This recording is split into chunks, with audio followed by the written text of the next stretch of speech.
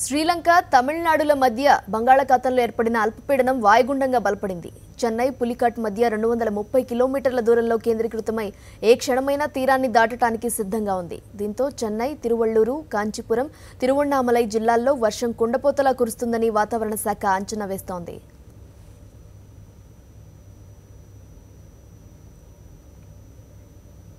చినుకు పడితే చెన్నపట్నానికి కునుకు కరువవుతోంది.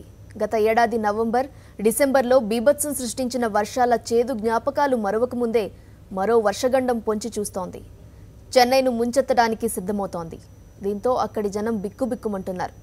2 నెలలుగా వేసవి ప్రతాపంతో అల్లాడిన వారు 3 రోజులుగా కురుస్తున్న వర్షాలతో కాస్త సేద తీరారు. అయితే ఈ వర్షం మామూలు వర్షం కాదని, వాయుగుండమై నగరానికి పెద్ద గండంగా మారబోతోందన్న వాతావరణ శాఖ హెచ్చరికలతో జనం బెంబేలెత్తుతున్నారు. 1 కాదు 2 కాదు, నగరంలో ఏకంగా 25 సెంటీమీటర్ల వర్షం కురుస్తుందన్న వార్తలు ప్రజలకు కంటి మీద కునుకు లేకుండా చేస్తున్నాయి. గత ఏడాది వర్షాలకు చెన్నైని ముంచెత్తిన చెంబరంబాకం రిజర్వాయర్ ఇప్పుడు మరోసారి భయపెడుతోంది.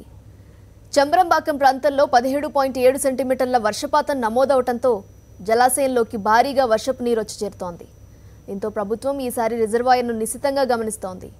మరోవైపు చెన్నై, కాంచీపురం, తిరువళ్లూరు, తిరువణ్ణామలై జిల్లా కలెక్టర్లను ప్రభుత్వం అప్రమత్తం చేసింది. వర్షాల కారణంగా విపత్తులు ఏర్పడితే ఎదుర్కోవటానికి సిద్ధంగా ఉండాలని హెచ్చరించింది. వాయుగుండం తీరాన్ని దాటే సమయంలో భారీ వర్షాలు కురిసే సూచనలుండటంతో యంత్రాంగం మొత్తం అప్రమత్తమైంది. చెన్నైలోని వర్షాలపై తాజా సమాచారం మా కరెస్పాండెంట్ సంజయ్ అందిస్తారు. సంజయ్, చెప్పండి, చెన్నైకి భారీ వర్షగండం పొంచి ఉందని వాతావరణ శాఖ హెచ్చరికలు జారీ చేసిన నేపథ్యంలో ప్రజలను అప్రమత్తం చేసే దిశగా ఎలాంటి చర్యలు తీసుకుంటోంది అక్కడ ప్రభుత్వం? నీలిమ, తప్పదు. గత డిసెంబర్లో వచ్చిన వరదల కారణంగా తిరిగి వర్షాలంటేనే చెన్నై నగరవాసులు బెంబేలెత్తున్నారు. ఇప్పటికీ భయంతో బిక్కుబిక్కుమంటూ గడుపుతున్న పరిస్థితి చెన్నైలో ఉందని చెప్పొచ్చు. చెన్నైతో పాటు పక్కనే ఉన్న తిరువళ్లూరు, కాంచీపురం, తిరువణ్ణామలై జిల్లాల్లో కూడా ఇదే పరిస్థితి కొనసాగుతుంది. అయితే అల్పపీడన ద్రోణి చెన్నైకి తూర్పున 90 కిలోమీటర్ల దూరంలో ఇంకా కేంద్రీకృతమై ఉందంటూ వాతావరణ కేంద్రం హెచ్చరించడంతో ఇప్పటికే ప్రభుత్వ అధికారులు కూడా అప్రమత్తమయ్యారు. అయితే మొత్తానికి గత 2 రోజులుగా కురుస్తున్న భారీ వర్షాల కారణంగా చెన్నైలో అత్యధిక శాతం వర్షపాతం నమోదైంది.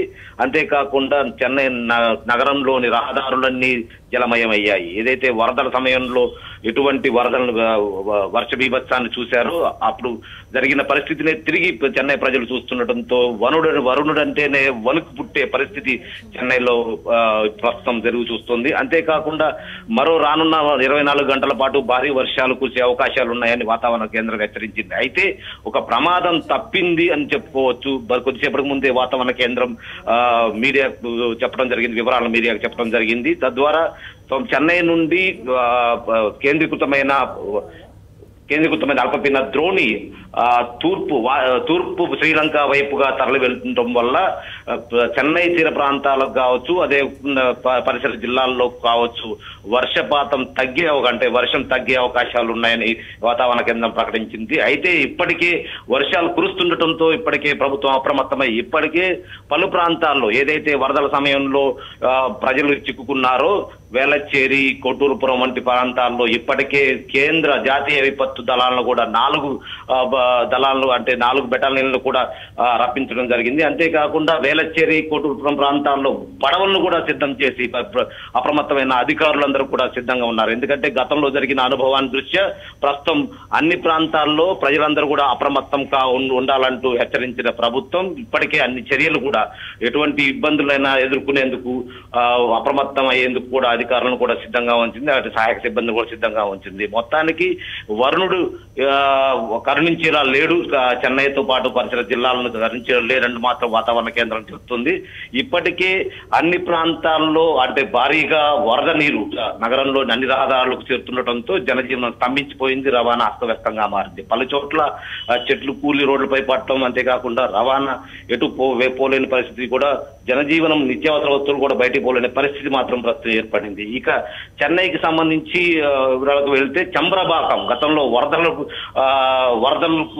కారణమైన చంబ్రబాకం ఏదైతే రిజర్వాయర్ ఉందో అందులో ప్రస్తుతం పూర్తి స్థాయిలో నీరు చేరుకుంటుంది, వర్షపు నీరు చేరుకుంటుంది. ఇప్పటికే దాని కెపాసిటీ 85.40 అడుగులు ఉండగా ప్రస్తుతం 80.83 అడుగులకు చేరుకుంటుంది. దాంతో పాటు వరద నీరు 1190 క్యూసెక్ల వరద నీరు దాంట్లో రిజర్వాయర్లోకి వస్తుంది. అయితే వరద నీరు ఎక్కువగా వస్తుండటంతో 160 క్యూసెక్లు మాత్రం బయటకు కిందకు వదులుతున్నారు. అయితే ఈ ప్రమాదం అంటే కిందికి వదిలే వరద నీరు వల్ల ఎటువంటి ప్రమాదం ఉండకుండా ఆ పరిసర ప్రాంతాల దిగువ ప్రాంతాల్లో ఉండే ప్రజలందరికీ కూడా అప్రమత్తం చేస్తూ ఆయా ప్రాంతాల్లో సహాయక సిబ్బందిని కూడా అప్రమత్తంగా ఉంచారు. అయితే రానున్న 24 గంటల్లో మరి వర్షాలు ఏ మేరకు పడతాయి, తిరిగి ప్రమాదం ఉందా అనే దానిపై వాతావరణ కేంద్రం ఎప్పటికప్పుడు సూచనలు చేస్తూనే ఉంది. తదనుగుణంగా అధికారులు కూడా సిద్ధంగా ఉన్నారు. మొత్తానికి వరుణుడంటేనే వణుకుతున్న చెన్నై నగర పరిస్థితిని మాత్రం ప్రస్తుతం తిరిగి వేసవి కాలంలో ఇటువంటి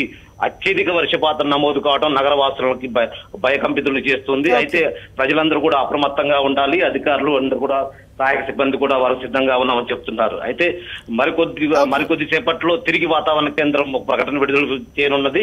తద్వారా తిరిగి అంటే వాయుగుండంగా మారి ఇక్కడ తీరం దాడుతుందా, లేకుంటే సముద్రం బంగాళాఖాతం నుండి శ్రీలంక వైపు వెళ్తుందా అనే దాన్ని మాత్రం కొద్దిసేపట్లో స్పష్టం చేసేందుకు వాతావరణ కేంద్రం సిద్ధమవుతుంది. తద్వారా తదుపరి పరిణామాలను కూడా అంచనా వేస్తూ సహాయక చర్యలు చేపట్టేందుకు అధికారులు సిబ్బంది కూడా సిద్ధంగా ఉన్నారు. నీలిమ. Thank you Sanjay.